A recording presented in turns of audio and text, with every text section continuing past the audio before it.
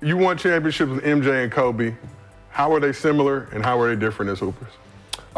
The difference was when you're on Chicago, I was with the Beatles, I was with Elvis, I was with Michael Jackson, and I was with the Pope. So, and you guys are so, I guess, spoiled but lucky. Dog, when I got on the Bulls and we were staying at the Plaza in New York, everybody was like, he was going to dinner. I said, I'm not leaving my room. Are you kidding me? You know how long it take me to get to the Plaza? Now you guys, take it for granted, but it was crazy that we had a plane that had a bar in the middle of it. We had the old MGM plane. We had security that was, Michael Jordan security used to fly on his jet, land, and meet our jet. It 3 buses. Man, if you missed the bus, you was getting fined and might not play. So I couldn't even imagine them giving you a series of going to it. Now being with Kobe, it was different because I got to go to dinner with him. You go to TGI Fridays. There's nobody really going, oh, Kobe, because he was only 19, 20. But then he grew into that, what he became. By the time I got to Michael was already, he was at the pinnacle, Your Highness.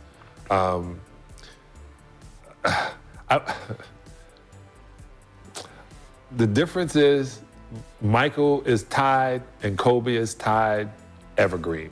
It's not that much different. The Lakers were way cheaper than the Bulls, which is almost impossible. Like the Bulls had 3 massage therapists, a swimming pool to train in, 4 trainers, strength coach. Wait, in the 90s? Hold the fuck on. 90s, yeah. Nobody, shit, we never heard that. Wait. Old dog. Yeah, never. Fuck that. Yeah. They fired the massage therapist I brought into the Lakers. He came to me and was like, man, they don't have me here. And I was like, I kept saying, I said to Phil, I said, I'm gonna say it again, Formula One cars or stock NASCARs. And he kept saying, what do you mean? I go, when you finish a Formula One car, you break it down to the last bolt. And if that bolt has anything wrong with it, you get another bolt to it. The car is gonna be put together again next week. Stock cars, you go, oh man, change the tire. You don't have guys here being tuned up. You don't have them being massaged, like making them get massaged, making them talk to the nutritionist, making them eat certain ways. If you bought, what I heard, if you bought fast food in the locker room, oh my God, that would have been thrown against the wall. Like you had better food. They knew they were feeding you to win. Everywhere else, man, I remember I was on a squad, I won't say the name, Miami Heat. Hey, yo, that's like when Kanye said, I can't say. Can't say, but it was literally guys are bringing dollar food on the plane. Bringing dollar food on the plane, and you just got a $12 million contract, that was a lot then. You just got that, you eating dollar food, and I didn't get that. And when I got to Chicago, it was like gourmet. When we got into the Plaza, we pulled in the back of the Plaza, Gil. I didn't even know there was a back of the Plaza, and I'm from New York. I never even saw this street. We pulled in, and there was people holding stuff, and I'm an NBA player, so I start grabbing, filling up the bag, give me the drinks, She ain't ordering no drinks, so I got them right here. So, you throw it in the bag. Man, they were like, everybody got it. And I was like, wow. It was completely treat you like you're royalty, and you'll play like you're royalty. And that was in the we didn't even have that in 1996. I didn't get my first meal from the road team until LeBron James in Cleveland. What? When the road team fed, the first time was, like, I'm thinking the coach was handing. And I was like, damn, coach, appreciate it. He was like, this ain't from us. Cleveland sent that. It was like the Clayton Clark, right? Yeah. Like, she changed. I'm like, yo, young fella got it. Like, God damn. Yeah, Dallas was doing that. Yeah, but that's what I'm saying. It was Clippers had, where were they practicing at? The Weingart YMCA at one point. Yeah, and that was in 2005, 6, 7. So the fact that y'all had this type of, we didn't have a chef in Washington until like 2005, 6. Like food, like breakfast food? Oh my God, we didn't eat till lunch, and that was damn near Boston Market. And then the chefs came in like 2005, 6. It's only Boston Market. Yeah, in Detroit we had Dot Neller's, and we got on the plane with Catfish, and Chuck Daly was like, never again will you bringing that stinky shit on the plane. We had shrimp and all kind of shit. And and it got to a point where we said, okay, we're gonna have better food. And when we started getting treated better, it was funny, man. It was not hard to win 63, 65 games. That's You only got to think about basketball. You only had to think, like MJ only had to, and we smoked cigars on the bus. Oh, I forgot your cigars, man. I got on some the bus? cigar on the bus. I don't think they could do that. MJ was smoking on the plane. And don't say nothing to him either. Yeah. Your ass won't be Like working that? no more. That was back in the day. Where you Like that? 2000. Oh, no, yeah, but They was telling me 2003, he was on the plane smoking. The ladies like, hey, you can't smoke it. It's your last flight. Yeah. But I mean, damn, that was like that was loyalty like On damn. the bus? Too? Going to the games? Coming from the game. Like after the games for sure. And then we would pop it. Yeah, it was. We were treated like adults, to the point where I went to Greece the next year, the next summer, and in Greece they lined like the players up here and the coaches up there, and the coaches, they're European, they were smoking cigarettes, and so I reached and pulled out a cigar, and they were like, "Psst, you can't smoke in front of the players." I'm, motherfucker, you're a table away, and I'm grown. I got children. You can't tell me when I can and how I cannot smoke. And kids don't smoke. It's not good for you unless it's Freud cigars or Deuces 22 weed. Did I just? We all lied. Did I just do that? Did I just do that? What's the Deuce like that, 22? I can tell you this right now, and this goes for anybody in the 2000s. I would have bust their ass. I'm sorry, you're not gonna be able to smoke cigars after every game and then you about to car me. Well, remember we. You think you about to hit some motherfucking alcohol and then think you're not about to get this work? Hey, I said the same thing, bro. I was a rookie, No bucket. and I'm thinking, I play well in Boston, and Paris beat me up court again. I was like, man, Chuck Daly was like, you hanging out too much last night? I go, nah, I didn't know he was that fast. I thought I could jog. I didn't know he was. He was like, pay attention. And Paris beat me up and down. He's doing all this stuff, and and I'm wanting to block shots. I'm like, oh, they got me. And so I'm in the hotel, and I'm just walking around because there's nothing to do. They tell us we can't go out in Boston. And so I'm old enough, I go by the bar, and Paris sitting there with a cigarette and a scotch, like this. And I was like, you smoke cigarettes and drink scotch? He said, you gotta learn to pace yourself, young fella. Pace yourself. Young fella. I was like, yeah, so, yeah. It was, they used to smoke in the halftime too. Pat Riley. Remember they talk about Vlade Divac? Yeah. Smoking And the halftime. hitters. Yeah, smoking doesn't do anything to you. It's a nervous thing. These are the stories, man, that just this generation misses. And I've talked to Rick Mahorn and the Big Three and Dr. J, and some of the things they say, I'm like, y'all sitting on a fucking gold mine. Yeah. 80s,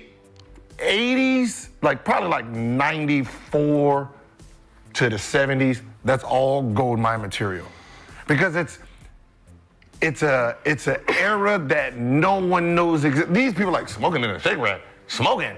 Yeah. Yeah.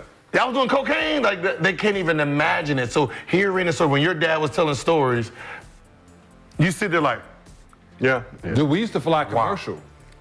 So the prettiest girls, or the girls that's in the fishbowl now, let me explain that. Let me explain It's called fishbowl. the work.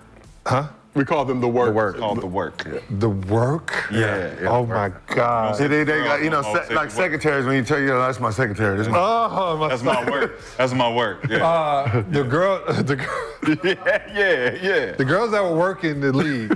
working the league. I remember I said to this guy, to a rookie, I was in 2000. I said, hey man, we're gonna go in, you got 20 minutes, pick what you need to pick. When we still had limousines. It was gonna be a limo outside and we bouncing. It was like 20 minutes, Sal. I was like, yeah, trust me. They're not here to dance. They're here because they know we coming. Let's go, right? And they didn't believe me until I would walk in the club and say, "Who's fucking?" And the girls went, and they was in the cars. And they were like, man, it's that easy. Imagine when we flew commercial, we had to stay the night, so every game was 3 days. So the Detroit Pistons ended all that because we got a private jet. So it ended 88 babies, drug use, fights. Oh, it ended all of It that? ended all, because after we would get there the night before, and Chuck was smart, we would leave at 5:30. We get there at 7 o'clock, you rushing just to get to eat. And then we would play, and then we on the flight back home. So that ended all that other stuff, which got us the rest of the homes, got guys that have their marriages longer. But when I first got in the NBA, everybody had to fly through Detroit. So it'd be times you see teams, and back then, we wasn't no friends. So it's like gang members. You watching them and whatnot, and then you ask your trainer who they playing, because you're not supposed to pay attention. But the flight attendants was who guys were rapping to. And those flight attendants, as in today, they can fly without you paying for it, and they can get their own hotels. It's a different fight. It was the flight attendants. It was what y'all call the work. I say what was fed in the fishbowl. And it's the same girls, and it's the same situation, and it's the same rolling. So when I went to write a book, I was doing it with a great writer, and I make the stories funny because they were funny to me, and I make the stories funny, and then they wanted like serious stuff, and I was like, nah, I want to be able to walk in arenas at least once or twice, and I'm not telling you any Isaiah Thomas stories because there are none. He went to sleep at 8 o'clock every night with milk and cookies. Chris Paul. I get it. Yeah. Let it be known. Let it be known. He's in home. Isaiah could not hang out. He'd be like, I can't, man. I gotta go to sleep. I was like, what? We're here, what? So y'all used to, so when y'all played, like let's say you played a night back then, you stayed over? Pick a team. So we're flying in Detroit, which is the middle of the country. So we're going. Before the flight, before private, you had to stay, so after the game, you stayed. When left the next morning? Yeah. So I'm thinking this is great. We go to Sacramento, and Dennis finally meets somebody that he loves dearly. He just met her. And we're here for a reason, not a season. So we had to get up. It is like 7 o'clock because our flight is at 9:30 in the morning. And we were like rushing to get to the bus. But we literally got there, beat Sacramento, and then we get to the club. And the club is off the chain in Sacramento. And the Sacramento Kings are there. They just got their ass beat by us. They beat us to the club. So I was like, oh, this is the greatest thing in the world. Only time it really wasn't great was in Chicago. Because we go to Chicago, and Isaiah was the man in Chicago. Bruh, Chicago makes me nervous to this day. Dudes are looking at us like this, like we in the club, and I was like, what's up? He said, we're the Pistons. We beat the Bulls, and they love Michael Jordan. I go, we just gonna let them stare at us like that? Isaiah was like, I'm from Southside. That whole crew on that side is with me. I was like, oh, yeah, it's time for me to go to the hotel. Time for me to leave. So we've stayed a night, man, and it's bad business too, because it's the same work. Yeah, that's what you guys call it. Ooh, that sounds good when the old head say the same work. Pre-owned work. You were there the night before, so that means she know you stand. Man, right. You gotta stay with her let again. the work work, but man. This is a teaching moment, just period. That one little entity stopped a lot of shit. Yeah. Private jet, so the other team can get out of there, stop fighting, marriages, drug use, like. Yeah. It didn't stop the work. No, but it stopped the work from Life you two finds a fighting. way, It stopped the work from you two fighting over there working the club. Well, she just worked somewhere else. She went to work somewhere else. Yeah. But as I said, because probably that's what they were fighting over. The girl that one of them probably brought in, she probably messed with one of them, and they fighting in the club about it. Yeah, it was a trick, because when I got on the Lakers, I liked my wife. at that time. I liked my wife. I like my wife. I like it. He got isms. He does. Y2K. Y2K. Yeah, because you know, you guys may not be married, but you get to a point where she don't like you, you don't like her, and it was year 7, you know, usually that's the year things go wrong, but I liked her. I still like her, been 30 years now. And I love her, but it's important, more important to like somebody, because you can love anything, but when you like something, you ain't gonna. Fact. So I liked her and I loved her. And that's so shitty. And so there was one girl, I'm gonna just tell a story, I don't care if she hears it. There was one girl that was left out. I don't know how she was left out. She was the baddest of the white girls. I'm joking. This is how I do jokes. Anyway. That's how I do jokes. This is how I do jokes. Workshop in the work. It's a good joke. I know it's a good joke with Karen involved. And so I say, you know, everybody had chosen. And so I say, okay, I'm the OG. Hey, you can roll with me. And she comes to the room and she was, you know, I got incense burning, conversations with God right there. You got fucking Buddha music on. She was like, what's up? I was like, oh yeah, I'm practicing Buddhist. And she was like, oh, we gonna fuck? I was like, let me get you a cab. Just like that. And she was like, what? I said, let me get you a cab.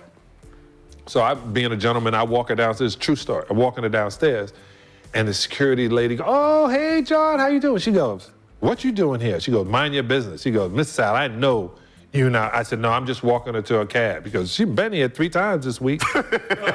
Damn. Mom work right there. It was, I wish I could have filmed it, but I was happy I had a witness walking her to, and I didn't, because think about the girls who are now just Making claims. oh my, not making claims, telling you stories. And I saw that girl on Tasha K, and I saw Gil and Swaggy talking about, like, you guys be naming names. And I was like, oh my God, I would have to. Yes, that was I would have separate to. program now. I'm not good Should they with- do that to us? I'll say they do that to us in their group chats. Hey, look, I put it like this. If I pay, I can say. Oh! If I'll pay, I can say. This is my money. You know what I mean? This is my money. I should be able to. Once you took my dollar, I use it at my discretion. You the one who's handicapped. I have not heard anything Yeah, bad that's about the you. bar. Me? No, none of Making this sure. is why I asked. I asked someone before I came in, I go, who's on the couch? Damn. You, I've been hearing a lot about those Samoan girls with one eye. No, I'm just You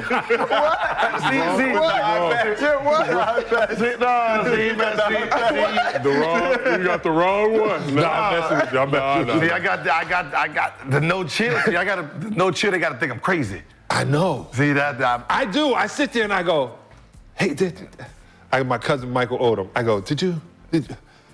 I got to send you this. Yeah. He goes, I watched it. Yeah. See, they think I'm wild in them streets. I got to use that. That's It's a sales. You're brilliant. I be in the house like a motherfucker. If you see, you ain't seeing me in public, goddammit. Shit. You see Gil in public, No. man. Like, damn. If you he see in and out. He like the no chill Maybach. Yeah. If you see, yeah. If you see Yeah. No Chill Maybach. I like the it. vanity plate. This is so nice, man. Like, I always wanted to come to this part of Beverly Hills. You live like 2 doors from Denzel. I'm gonna walk by Denzel's house. Eddie Murphy's right up the street. Barry Bonds was over here. This is real nice. Security guard literally frisked me 3 times, though. Oh, yeah, the old white guy, right? Yeah, you No, white chick. I enjoyed it. I kept saying, It was a man. That wasn't no. That was a man. Is it also man? That was a man. You gotta watch yourself now. She looked good, but hey.